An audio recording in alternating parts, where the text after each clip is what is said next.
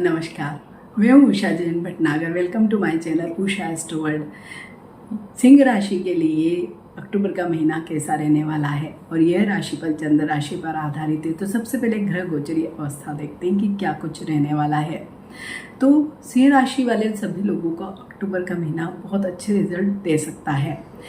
सूर्य ग्रह के गोचर की अगर बात करें तो सूर्य 17 अक्टूबर तक तो आपके दूसरे भाव में रहेंगे। लग्न स्वामी का ही दूसरे भाव में आना वैसे तो आर्थिक और पारिवारिक मामलों के लिए अच्छा माना गया है, लेकिन सूर्य गोचर का दूसरे भाव में होना और ऊपर से शनि के द्वारा देखे जाना थोड़े से प्रॉब्लम क्रिएट कर सकता है। वहीं पे 17 अक्टूबर के बाद सूर्य तीसरे भाव में नीच अवस्था में रहेंगे। तीसरे भाव में सूर्य का गोचर अच्छा परिणाम देने वाला माना गया है, लेकिन नीच का गोचर है तो थोड़े वहाँ पे भी हमें औसत परिणाम ही प्राप्त होंगे। तो कुल मिलाकर सूर्य की वजह से औसत परिणाम मिलेंगे। विशेषकर इम्यूनिटी कम हो सकती है, प्रभाव कम हो सकता है।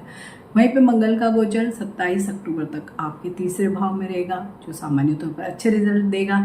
बुध का गोचर 3 से लेकर 24 अक्टूबर तक तीसरे भाव में रहेगा, तो थोड़े कम अच्छे रिजल्ट मिलेंगे। वहीं 24 अक्टूबर के बाद चौथे भाव में आपको अच्छे रिजल्ट बुध देगा। वहीं पे बृहस्पति देव की बात करें तो फर्स्ट हाफ में आपके लिए पूरी तरह से अनुकूल रहने वाले हैं, जबकि दूसरे हिस्से में सेकेंड हाफ में थोड़े से मिक्स रिजल्ट देंगे। वहीं पे शुक्र का गोचर 9 अक्टूबर तक तो आपके पहले भाव में और बाद में ये दूसरे भाव में, और वो भी नीच के, तो थोड़े से लिटिल बिट इशू आएंगे। वहीं पे शनि का अगर गोचर देखें तो 8वें भाव में वक्री अवस्था में रहेगा, तो अच्छे रिजल्ट नहीं देने वाला है। ऐसे भी शनि सूर्य का बहुत अच्छा कॉम्बिनेशन नहीं बैठता है। राहु का गोचर सप्तम में रहेगा, कुंभ राशि में और गुरु के नक्षत्र में, तो मैरिड लाइफ में पार्टनरशिप इश्यूज दे सकता है। केतु का गोचर आपके प्रथम भाव में सिंह राशि में, वो भी शुक्र के नक्षत्र में, तो कुछ मामलों को छोड़कर ज़्यादातर मामलों में केतु के आपको अनुकूल परिणाम नहीं देंगे। तो अब बात करेंगे कार्य क्षेत्र की। तो कैरियर भाव का जो स्वामी है इस महीने अनुकूल भावों में गोचर करने वाले हैं। हालांकि 9 अक्टूबर से लेकर बाद के समय में आप कार्य क्षेत्र में बहुत अच्छा करने वाले हैं। विशेषकर जो भी जॉब में है उन लोगों के लिए पूरा ही महीना अच्छे रिजल्ट लेकर आ सकता है। आपके जो भी सीनियर या बॉस अगर कोई महिला है तो आप उनके साथ थोड़ा सा एक डिस्टेंस बना के रखें तो ज़्यादा बेटर होगा। वहीं भाग्य भाव के स्वामी मंगल तीसरे भाव में बैठ के 27 अक्टूबर तक आपके कैरियर के भाव को देखेंगे और ये आपको बहुत एनर्जेटिक बनाएंगे। इसलिए आप बहुत सारे प्रोजेक्ट हाथ में लेंगे, हर काम को बड़े उत्साह और एनर्जी के साथ करेंगे और आपके ज़्यादातर जो भी काम होंगे सब भी कंप्लीट भी हो जाएंगे, तो उसके बहुत अच्छे रिजल्ट्स आपको देखने को मिलेंगे। वहीं व्यापार का कारक ग्रह बुध इस महीने बहुत अच्छी स्थिति में नहीं रहेगा, इसलिए कोई नया व्यापारिक फैसला है, कोई भी नई चीज़ इस समय शुरू नहीं करना चाहिए। विशेषकर 3 अक्टूबर से 24 अक्टूबर के बीच में कोई भी बड़ा अगर डिसीजन आप लेते हैं तो उसको एनालिसिस करके ही लें तो बेटर होगा। अगर इस समय आपको कोई यात्राएं करनी पड़ती है व्यापार के सिलसिले में तो भी थोड़ा ध्यान रख कर करें तो ज़्यादा बेटर रहेगा। इस समय बस सबसे ज़्यादा ध्यान रखना कोई बड़ी नई रिस्क न लें। तो नौकरी पेशा लोगों के लिए तो अच्छे परिणाम है, बिजनेस वालों के लिए ये स्थितियाँ रहेगी। शनि की स्थिति बहुत अच्छी नहीं रहेगी, लेकिन छठे भाव पर मंगल की दृष्टि आपको जो भी आपने ठाना है वो कंप्लीट आप कर लेंगे। थोड़ा सा सीनियर्स के साथ आपको सामंजस्य बिठाकर ही चलना पड़ेगा। तो कार्य क्षेत्र में पूरे ही महीने अक्टूबर का महीना न तो बहुत अच्छा कहा जा सकता है और न ही बहुत बुरा, बस आप ध्यान रखेंगे तो बुरा नहीं होगा। छोटे मोटे कुछ इश्यूज आएंगे, अगर आपने उनको अच्छी तरह से मेंटेन करके चला लिया तो आपको बहुत ही संतुलित रखेंगे तो संतुलित परिणाम मिल जाएंगे। वहीं पे आर्थिक जीवन की बात करें तो बुध ज़्यादातर कमज़ोर स्थिति में रहने वाले हैं। तो महीने के शुरुआती दिनों में, बिगनिंग में और एंड में आमदनी के मामले में बुध का बहुत अधिक सपोर्ट आपको नहीं मिलेगा। हालांकि सारे काम बनेंगे लेकिन थोड़े से इधर जुगाड़ करने पड़ेंगे।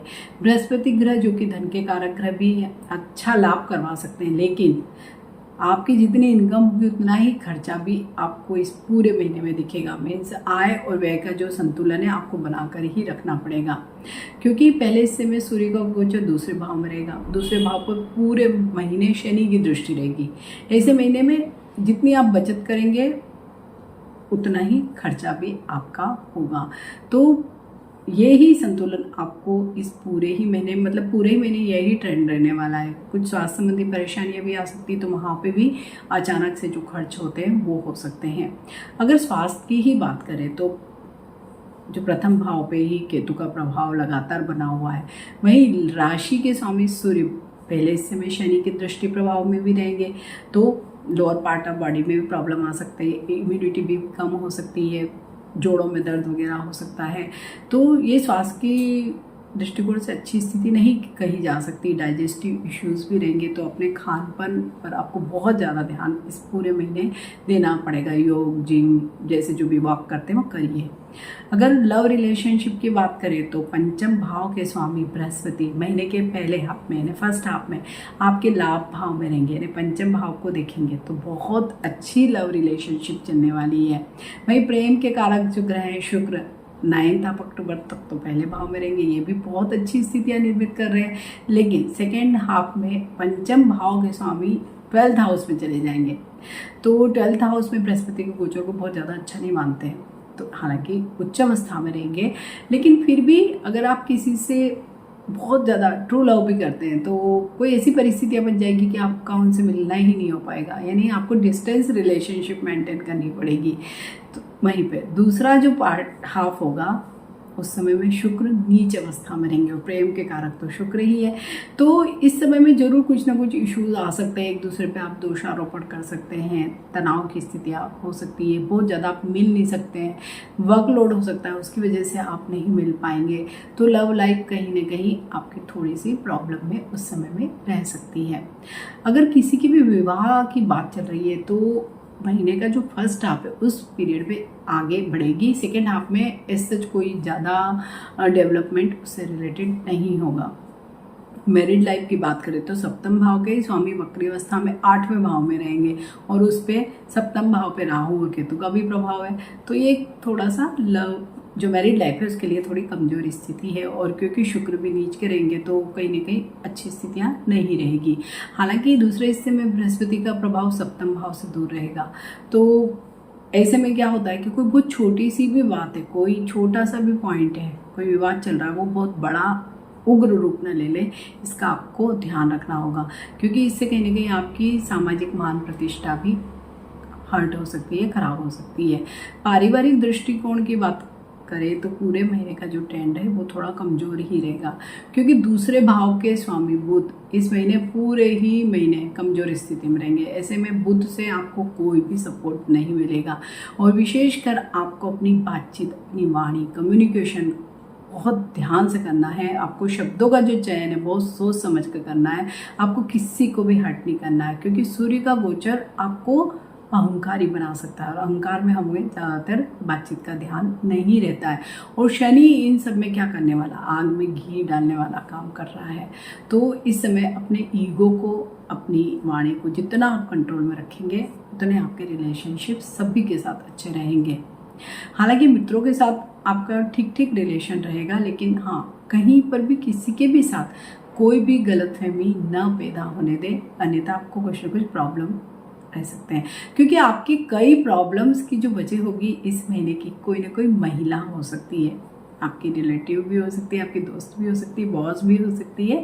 में से कहीं ना कहीं किसी न किसी स्त्री का हाथ किसी भी पुरुष के जीवन में प्रॉब्लम क्रिएट करने में इस पूरे महीने में हो सकता है। तो आप लोग को क्या करना चाहिए, शनिवार के दिन मंदिर में आप जटा वाला नारियल चढ़ाएं, पीपल के पेड़ पर नियमित रूप से जल चढ़ाएं, आप हॉस्पिटल में, अनाथ आश्रम या जहाँ कहीं पे भी सेवा कार्य किए जा सकते हैं वहाँ जाकर सेवा कार्य करें, तो आपको जो ये ग्रह गोचर है शुभ परिणाम देंगे।